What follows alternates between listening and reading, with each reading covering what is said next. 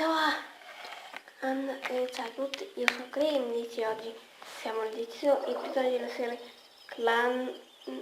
Clash of Clans Vita Clan War e ho dovuto rifare il video perché non è venuto bene la webcam, quindi l'ho rifatto e quindi ho attaccato il live, però l'ho cestinato perché ho avuto problemi e quindi lo rifaccio, quindi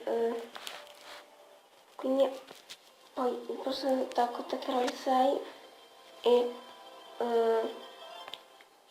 attaccherò con sempre furie e i draghi, come lo sapete, e facciamo un drago, ok? Quindi vi faccio vedere l'attacco. Ora volevo farvi vedere un po' una serie di attacchi, così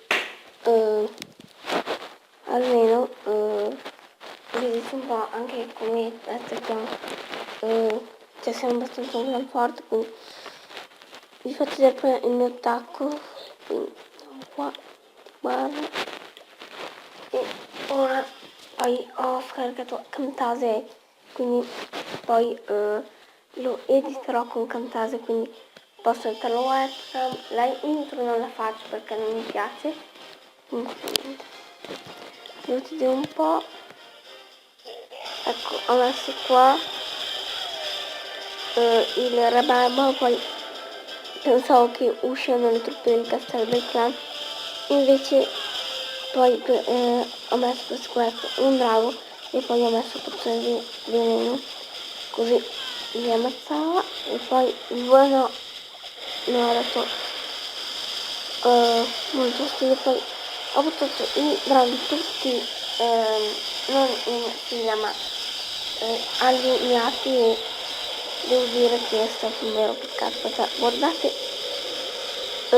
questo drago, questo qua, cioè non solo questo ma anche questo, ci è mancato poco e potevo fare 2 stelle, invece ne ho fatto solo una e quindi diciamo che non è stato molto bello, cioè sono un po' dispiaciuto, però fa niente. Ok, e al prossimo video, alla prossima volta penso che non parteciperò, infatti lo scrivo.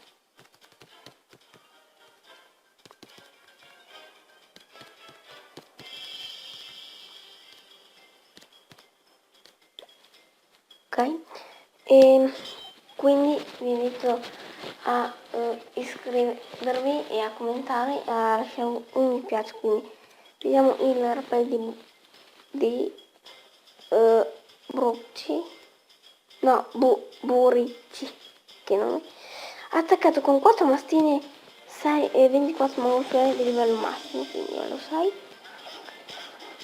E i mastini con le mongolfiere sono una bella tattica perché i mastini vanno sulle mongolfiere, cioè vanno sulle difese aeree, scusate.